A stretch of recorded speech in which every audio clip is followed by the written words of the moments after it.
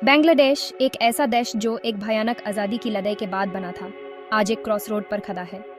Islamic extremism, जिसको कभी कमजोर माना जाता था, अब वापस आ रहा है। इसके पीछे है जमात इस्लामी, एक पॉलिटिकल पार्टी जिसका देश के इतिहास में गहरी जड़ है। इलेक्ट्रल पॉलिटिक्स से बन और सालों तक सरकार के क्रैकडाउन से कमजोर होने के बाद जमात वापसी के लक्षण दिखा रहा है। ये वापसी सिर्फ बांग्लादेश के लिए ही नहीं बल्कि पूरे साउथ एशियन रीजन के लिए चिंता का विषय है। शेख हसीना की सरकार का गिरना, जिसको अथॉरिटेरियनिज्म और इलेक्टोरल इरेगुलरिटीज के आरोपों का सामना करना पड़ा था, एक वैक्यूम पैदा करता है। इस खाली जगह में जमात कदम रखता है, पब्लिक डिस्कंटेंट का फायदा उठाता है और बांग्लादेश का एक ऐसा विजन पेश करता है जो रिलीजियस कंजर्वेटिज्म में डूबा हुआ है।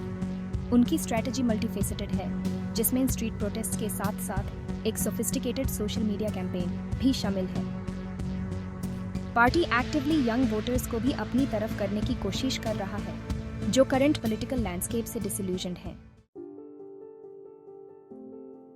जमात की अनोखी अपील को समझने के लिए हमें उसकी हिस्टोरिकल रूट्स में झांकना होगा।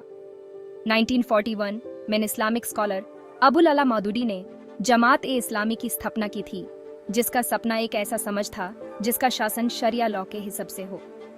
ये विजन उस मुस्लिम इंटेलेक्चुअल्स को बहुत पसंद आया जो उस समय ईस्ट पाकिस्तान में रहते थे। वो खुद को बड़े पाकिस्तानी स्टेट में मार्जिनलाइज महसूस करते थे, जिसको वो वेस्ट पाकिस्तानी एलाइट्स के डोमिनेशन वाला समझ मानते थे। जमात ने जल्दी ही मॉस्केस, स्कूल्स और सोशल ऑर्गेनाइजेशंस का नेटवर्क एस्टैब्लिश करके लोगों का दिल जीत लिया। ये इंस्टीट्यूशंस पार्टी की आइडियोलॉजी को फैलाने और लॉयल फॉलोअर्स बनाने के केंद्र बन गए। उन्होंने रिलीजियस पाइटी, सोशल कंजर्वेटिज्म और एक स्ट्रॉन्ग मुस्लिम आइडेंटिटी पर जोर दिया। ये मैसेज एक ऐसे समझ में बहुत लोगों को अपील करता था जो पॉवर्टी, इनइक्वालिटी और अपनी आइडेंटिटी की तलाश में जूझ रहा था। साल 1971 बांग्लादेश के इतिहास में एक टर्निंग पॉइंट था। जब बंगाली लोग पाकिस्तान से आज़ादी की मांग करने के लिए उठ खड़े हुए, तो जमात इस्लामी खुद को हिस्ट्री के गलत साइड पर पाया। पार्टी ने लिबरेशन मूवमेंट का खतरनाक विरोध किया और पाकिस्तानी मिलिट्री जुंता का साथ दिया। उनका ये फैसला इस्लामिक प्रिंसिपल्स पर आधारित एक यूनाइटेड पाकिस्तान में उनके विश्वास की वजह से था, एक ऐसा विजन जो बंगाली लोगों की एस्पिरेशंस के खिलाफ था। युद्ध के दौरान जमात की भूमिका आज भी बांग्लादेश में एक विवादास्पद मुद्दा बनी हुई है। उसके लीडर्स और मेंबर्स पर बंगाली सिविलियंस पर जुल्म करने में पाकिस्तानी आर्मी का साथ देने के आरोप लगे थे। जमात ने इन आरोपों का खंडन किया है, जिनमें सामूहिक हत्याएं, बलात्कार और हिंदुओं और अन्य अल्पसंख्यकों पर अत्याचार शामिल हैं। 1971 के जख्म गहरे हैं और जमात की वॉर टाइम रोल का मुद्दा आज भी बांग्लादेशी समाज को पोलराइज्ड करता है। 1971 के युद्ध के बाद बांग्लादेश में जमात इस्लामी पर प्रतिबंध लगा दिया गया। उसके लीडर्स पर वॉर क्राइम्स और अन्य ह्यूमन राइट्स अब्यूजेस के आरोप लगाए गए। लेकिन पार्टी ने अगले कुछ डिकेड्स में पॉलिटिकल इंस्टेबिलिटी और रिलीजियस कंजर्वेटिज्म के बढ़ते प्रभाव का फायदा उठाकर खुद को फिर से ऑर्गेनाइज कर लिया। उन्होंने खुद को इस्लाम के चैंपियन और बंगाली कल्चर के रक्षक के रूप में रीब्रांड किया, जिसको वो इंडियन और वेस्टर्न इन्फ्लुएंसेस से खतरे में देखते थे।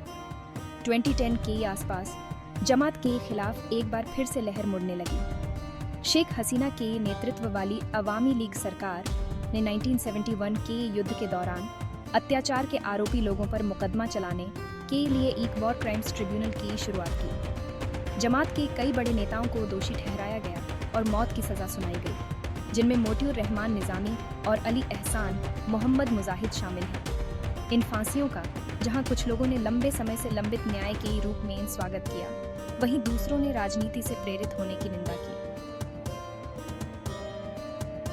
Section 5. A muted opposition Sheikh Hasina's campaign against जमात। अपने लीडर्स की ट्रायल्स और एक्सिक्यूशंस ने जमात इस्लामी को बहुत बड़ा झटका दिया। पार्टी को इलेक्शंस लड़ने से भी बंद कर दिया गया, जिससे पॉलिटिकल अरेना में उनकी आवाज दब गई। शेख हसीना की सरकार ने जमात पर और सख्ती की, उनके फंडिंग सोर्सेज पर क्रैकडाउन किया और पब्लिक रैलीज करने की उनकी एबिलिटी को रेस्ट्रिक्ट कर दिया। ये मेजर्स हालांकि पार्टी को कमजोर करने में सफल रहे, लेकिन ह्यूमन राइट्स ग्रुप्स ने सरकार पर डिसेंट को दबाने और राजनीतिक विरोधियों को निशाना बनाने का आरोप लगाते हुए इसकी आलोचना भी की। जमात हालांकि एक रेजिलिएंट फोर्स साबित हुआ। सरकार से लगातार दबाव का सामना करने के बावजूद पार्टी अपने ऑर्गेनाइजेशनल स्ट्रक्चर और ग्रासरूट्स नेटवर्क को बनाए रखने में कामयाब रही। वे अपने मॉस्क्स, स्कूल्स और सोशल ऑर्गेनाइजेशंस के नेटवर्क के माध्यम से डिस्क्रीटली काम करते रहे। इस अंडरग्राउंड नेटवर्क ने उन्हें अपनी विचारधारा को जीवित रखने और अपने समर्थकों के साथ संपर्क बनाए रखने की अनुमति दी, जिससे उनके इवेंचुअल रिसर्जेंस की नींव पड़ी। Section 6 seeds of revival, exploiting political voids and societal divisions. Bangladesh में जमात-ए-इस्लामी का रीसेंट रिसर्जेंस सिर्फ एक फैक्टर की वजह से नहीं हुआ है। ये एक कॉम्प्लेक्स फिनोमिनन है जिसके रूट्स डोमेस्टिक और इंटरनेशनल डेवलपमेंट्स दोनों में हैं। डोमेस्टिक फ्रंट पर शेख हसीना के शासनकाल में डेमोक्रेटिक स्पेस के कमज़ोर होने से जमात की वापसी के लिए अनुकूल माहौल बना। सरकार का डिसेंट पर क्रैकडाउन, उसकी बढ़ती अथॉरिटेरियन टेंडेंसीज और करप्शन और इलेक्टोरल मैनिपुलेशन, कई आरोपों ने आबादी के एक हिस्से को अलग थलग कर दिया। जमात ने इस बढ़ते असंतोष का फायदा उठाया, खुद को पॉलिटिकल परसिक्यूशन के विक्टिम और ऑप्रेसिड लोगन के चैंपियन के रूप में पेश किया। अनहोन एग्जिस्टिंग सोसाइटल डिविजन्स, खासकर रिलीजियस लाइंस के साथ का फायदा उठाया और सेक्युलरिज्म और वेस्टर्नाइजेशन का डर फैलाया। उनका संदेश उन लोगों को पसंद आया जो खुद को मार्जिनलाइज्ड और डिसएनफ्रेंचाइज्ड महसूस करते थे, खासकर ग्रामीण इलाकों में और शहरी गरीबों के बीच। Section 7 The power of the pulpit rebuilding influence through religious institutions. जमात के ये रिसर्जेंस के लिए रिलीजियस इंस्टीट्यूशंस का स्ट्रेटेजिक यूज बहुत इंपॉर्टेंट रहा है।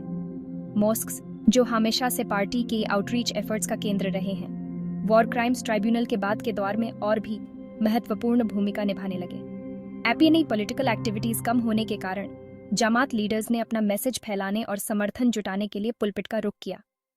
Friday sermons weld political commentary के प्लेटफॉर्म बन गए, जो अक्सर सरकार विरोधी बयानबाजी और सेक्युलरिज्म के खिलाफ चेतावनियों से भरे होते थे। यह स्ट्रैटेजी ग्रामीण क्षेत्रों में विशेष रूप से प्रभावी साबित हुई, जहां मॉस्क्स महत्वपूर्ण कम्युनिटी सेंटर्स के रूप में काम करते हैं और रिलीजियस लीडर्स काफी सम्मान और प्रभाव रखते हैं। जमात-ए-इस्लामी ने मद्रासास या इस्लामिक स्कूल्स का नेटवर्क भी बढ़ाया, गरीब परिवारों के बच्चों को मुफ्त शिक्षा और धार्मिक शिक्षा प्रदान की।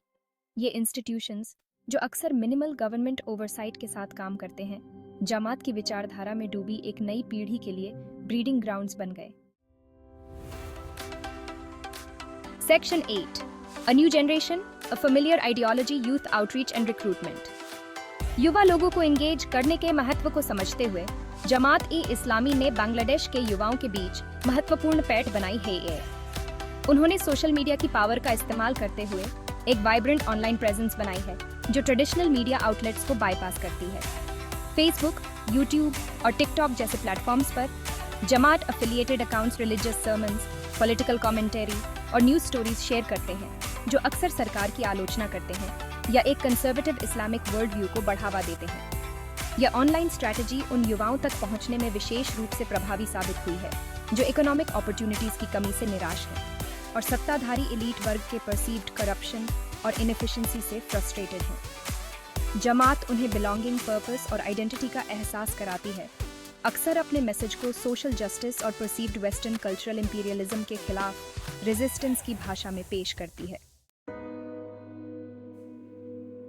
जमात on the global stage. Jamaat-e-Islami का रिसर्जेंस अननोटिस्ड नहीं गया है। ह्यूमन राइट्स ऑर्गेनाइजेशंस और वेस्टर्न गवर्नमेंट्स ने चिंता व्यक्त की है। पार्टी की वायलेंस के इतिहास और एक्सट्रीमिस्ट आइडियोलॉजी का हवाला दिया है। उन्होंने बांग्लादेशी गवर्नमेंट से एक्सट्रीमिज्म के मूल कारणों को दूर करने का आह्वान किया है।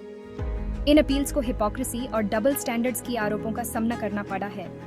कुछ लोग वेस्ट पर अवामी लीग गवर्नमेंट द्वारा मानवाधिकारों के हनन पर आंखें मूंदने का आरोप लगाते हैं। जमात को कुछ वर्गों की निंदा का सामना करना पड़ रहा है। उसने विदेशों में लाइक माइंडेड ग्रुप्स और इंडिविजुअल्स के साथ संबंध बनाने की कोशिश की है। उन्हें पाकिस्तान, सऊदी अरेबिया और मिडिल ईस्ट की इस्लामिस्ट ऑर्गेनाइजेशन से जोड़ा गया है, जिससे पोटेंशियल फॉरेन फंडिंग और सपोर्ट को लेकर चिंताएं बढ़ गई हैं। इन कनेक्शंस का एक्सटेंट और बांग्लादेश में जमात की रिसर्जेंस पर उनका इम्पैक्ट बहस और अटकलों का विषय बना हुआ है। Navigating uncertainty and the future of Bangladeshi politics. Jamaat-e-Islami का रिसर्जेंस बांग्लादेश के फ्रैजाइल डेमोक्रेसी के लिए एक बड़ी चुनौती पेश करता है। पार्टी की वापसी से एग्जिस्टिंग सोसाइटल डिविजन्स गहरी होने का खतरा है। सेक्युलर वैल्यूज कमजोर हो सकते हैं और हाल के दशकों में हुई मेहनत से हासिल की गई प्रगति खतरे में पड़ सकती है। The stakes are high for democracy in Bangladesh. Bangladesh में जमात ए इस्लामी की कहानी डेमोक्रेसी की फ्रेजिलिटी के बारे में एक कॉशनरी टेल है। यह एक रिमाइंडर है कि फ्रीडम और ह्यूमन राइट्स के लिए संघर्ष सतत है। निरंतर विजिलेंस और जस्टिस, इक्वालिटी और रूल ऑफ लॉ के प्रति प्रतिबद्धता की आवश्यकता होती है। जैसे जैसे बांग्लादेश जमात के रिसर्जेंस से जूझ रहा है, दुनिया सांस रोककर देख रही है। आने वाले दिनों में बांग्लादेशी लोग और उनके नेता जो भी फैसले लेंगे, उनका इस युवा राष्ट्र के भविष्य पर गहरा प्रभाव पड़ेगा।